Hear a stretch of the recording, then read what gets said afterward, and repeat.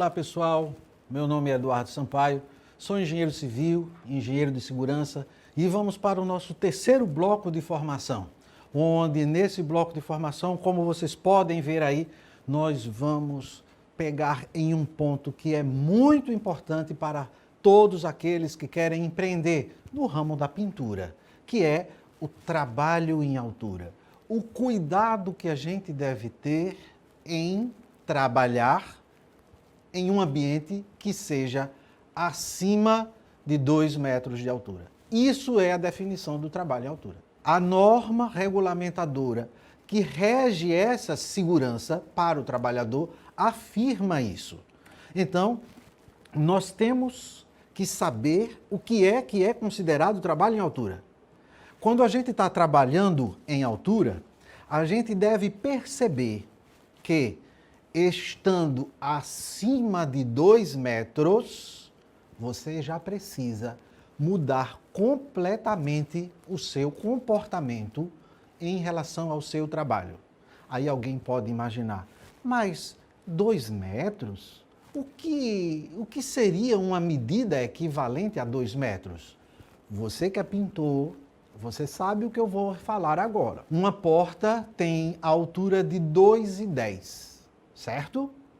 Isso aí eu tenho certeza que você lembra. Imagine alguém cair da altura de uma porta. Você pode pegar relatos de quem quer que seja da sua família. Como foi que aquele seu parente quebrou a perna? Como foi que aquela pessoa que você conheceu, mas ela estava ali, ela levou, mas era tão baixinho. Eu acho que tinha o tamanho de um tamborete e quebrou o cotovelo. Eu vou dar um exemplo para você, um exemplo familiar. A minha menina, eu tenho 2 filhas, elas já estão crescidas hoje, já estão grandes. Ela tinha 4 anos e ela estava brincando no parque da escola. E a altura que ela estava brincando no parque da escola era a altura de um pneu. Quanto mede um pneu? Vamos imaginar. 80 centímetros, um pneu. Ela estava brincando da altura de um pneu, uma criança com 4 anos. E de repente ela se desequilibrou de um pneu para o outro e caiu. Só que ela caiu com o braço de mau jeito e quebrou essa região aqui, ó. E lá eu recebo a ligação de que ela estava chorando e quando eu chego, que olho, eu vejo uma marquinha mais elevada no cotovelo. E eu só... Não adiantava culpar ninguém, porque nessas horas não adianta você culpar, você tem que tratar, você tem que ir atrás para remediar o que não tem mais jeito. E aí disse, não, ela estava brincando no pneu, ela caiu. E eu vou resumir para vocês, e dessa queda teve que fazer uma cirurgia e colocar 3 pinos. Uma queda do tamanho de um pneu, uma criança de 4 anos. Agora coloque um adulto com o peso de um adulto, para você ver que isso pode ser muito prejudicial para o trabalhador e para o seu empreendimento, já que o seu empreendimento depende de você. Se você não se cuidar quando você estiver efetuando o seu trabalho, quem vai cuidar de você? E quando a gente fala deste cuidado, eu estou relatando para vocês algo da minha casa. Até hoje, ela reclama que quando está o tempo frio, o cotovelo dói pelos pinos que botou e depois tirou. Há 16 anos atrás. 16 anos atrás. Para vocês perceberem a importância de você se ligar quando for fazer trabalho em altura. E, por favor, todos os pintores, não inventem gambiarras para pintar alto. Isso é horrível. É o maior índice de acidente, é quando começa a gambiarra. Eu já vi pintor pegar uma lata e colocar e subir na lata. Não, mas é só para pintar esse pedacinho aqui, é só esse pedacinho. Aí bota a lata, aí a lata não dá, aí coloca 2 tijolos embaixo da lata. Aí depois, não dá, eu vou puxar uma cadeira. Aí daqui a pouco, infelizmente, isso é verdade, daqui a pouco tem uma cadeira, uma lata de tinta, outra cadeira e uma madeira, para a pessoa poder alcançar o pé direito, da qual essa pessoa se submeteu a fazer isso. E quando vê e cai, aí a pessoa realmente está com a sua saúde prejudicada. E o que é que a gente recomenda? Quais são as recomendações para evitar acidentes em trabalho à altura? Agora vamos começar para valer. É essencial que seja realizada a análise de risco. Aí você, trabalhador, o que é análise de risco? Eu vou tentar explicar para você da forma mais simples possível. Análise de risco é toda vez que você chegar em um ambiente, se você fosse uma pessoa religiosa, religioso na área católica, você faria o nome do Pai. Era assim, é assim, né? A mesma coisa você deve fazer quando você chegar no seu ambiente. Você faz em nome do Pai, você olha para cima, para baixo, para um lado e para o outro. Verifique o que tem em cima, verifique onde você está pisando, verifique o que tem de lado, verifique o que tem do outro e comece a pensar nas possibilidades. É uma cruz, ó. Vai para cima, vai para baixo, vai para um lado e vai para o outro. Olhe onde você está. Veja e pense. Eu vou ter que pintar onde mesmo? Eu vou ter que pintar em cima, eu vou ter que pintar embaixo, eu vou ter que pintar do lado, eu vou ter que pintar do outro. Analise os possíveis riscos que devem ter no ambiente. Segundo ponto, as atividades rotineiras de trabalho em altura, se isso for uma rotina, demandam a aplicação de procedimentos operacionais padrões. O que é um procedimento operacional padrão? Eu vou fazer uma comparação e você vai entender. Toda vez que um piloto de uma aeronave vai decolar, ele tem um caderninho e ele faz um checklist. Tá funcionando isso? Aperta no botão, tá? Tá funcionando isso? Tá. Tá mexendo isso? Tá. Tá mexendo aquilo? Tá. Ele faz o checklist antes da decolagem, porque depois que estiver lá em cima também não dá para fazer mais nada não.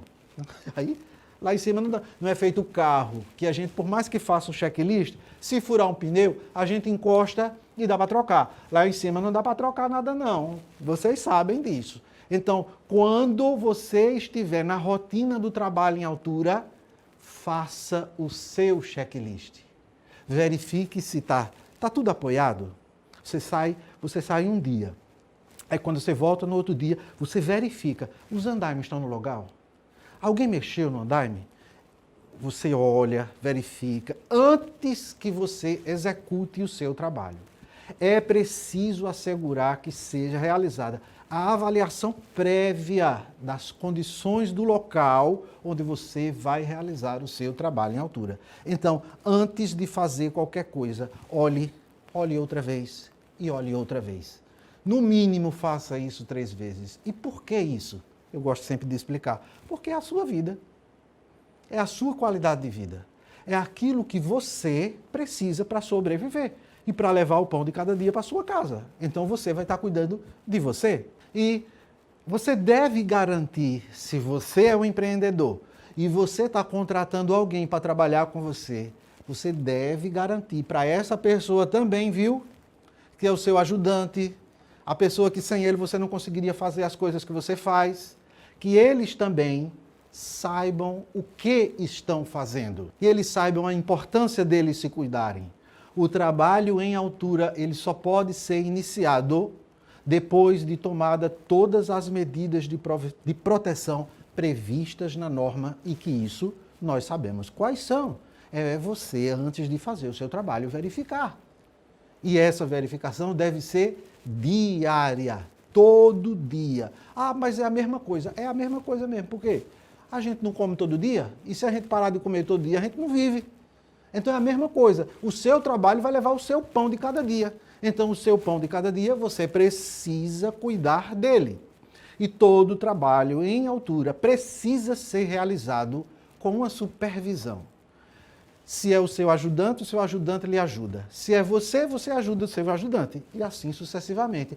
Um ajudando o outro, um supervisionando o outro. Então, qual seria o ideal de material para se trabalhar em altura? Qual seria o ideal? Eu coloquei aqui esse bonequinho com todos os equipamentos, se ele fosse mexer com pintura. Vamos de cima para baixo, tá certo? Capacete com a jugular, óculos de proteção, a máscara ou respirador, máscara com um filtro, 2 filtros, depende do trabalho, o cinto tipo paraquedas, a luva, que é recomendado para aqueles evitar qualquer problema de contato com os produtos químicos presentes nela, e a bota, que deve ser antiderrapante. Então você tem com esse conjunto e o cinto tipo paraquedas, lembre-se, ligado a alguma coisa. E nunca esqueçam de olhar nesse cinto qual é o peso que esse cinto comporta. Exemplo, a maioria dos cintos suporta até 120 quilos. Quando você vai comprar o cinto, você vê lá, tem uma etiquetazinha e você olha certificado de aprovação para peso até 120 quilos, é a maioria. Se por acaso você é um trabalhador que está acima dos 120 quilos, você não deve usar esse cinto. Por quê? Porque na hora que você eventualmente precisar que o cinto funcione, ele não vai funcionar. Porque ele foi feito o teste para funcionar até 120 quilos. Você deve, então, se você tem acima de 120, comprar um acima disso. Se você tem mais de 120, você tem que comprar. Até quantos quilos se pode trabalhar em altura? Existem cintos que suportam até 140. Acima disso não se recomenda, porque o trabalhador, ele realmente, se for feita uma queda, o peso dele pode puxar a linha viva, a linha que está lá, a linha que guarda a vida do trabalhador. Ele não vai aguentar. Então, trabalhadores que estão acima de 120 quilos devem procurar o médico do trabalho para que o médico do trabalho analise se ele pode ou não executar esse trabalho. E aí vai sair aquele atestado de saúde ocupacional com a permissão para trabalho em altura. Lembre-se, permissão para trabalho em altura não é para qualquer um. O que é que precisa você ter para ser apto a trabalho em altura, espaço confinado? Tem gente que chega em uma clínica de medicina do trabalho e diz: eu quero trabalho em altura e eu vou fazer só uma anamnese ocupacional. O que é isso? Avaliação clínica.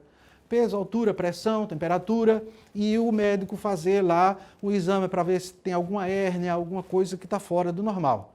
Para trabalho em altura, não. Para trabalho em altura, você precisa passar pelo exame de acuidade visual. Por que tem que fazer acuidade visual? Porque você tem que enxergar. Se você não enxerga, como é que você vai trabalhar em altura? Você tem que passar por um eletrocardiograma para saber se o seu coração está funcionando direitinho e você aguenta subir. Você tem que passar por um exame de glicose. Por que tem que fazer o exame de glicose? Porque se a glicose estiver muito alta, você tem eu não sei se é hipoglicemia, esse é o termo correto, mas é você dar uma queda assim, de pressão na hora, porque a insulina não foi injetada e você está lá em cima do andaime. Já imaginou? O cara lá em cima do andaime deu uma queda dessa, a pessoa cai. E exame para estar apto em trabalho em altura não é qualquer exame. Precisa daquilo que a gente chama de exames complementares para que o trabalhador esteja apto para exercer essa função. Beleza? E com isso a gente fecha. E eu quero fechar isso com uma frase do filósofo Aristóteles. Ele diz assim: excelência é uma arte conquistada pelo treino e o hábito. Somos o que repetidamente fazemos. A excelência, portanto, não é um feito, é um hábito. O que significa isso? Quanto mais você repetir, melhor você vai fazer. Gente, um abraço a todos, sucesso nos empreendimentos de vocês e podem contar com a formação da Ikine, que ela está se preocupando em que você faça o seu trabalho com saúde, respeitando o meio ambiente e cuidando da sua segurança. Sucesso a todos e até a próxima!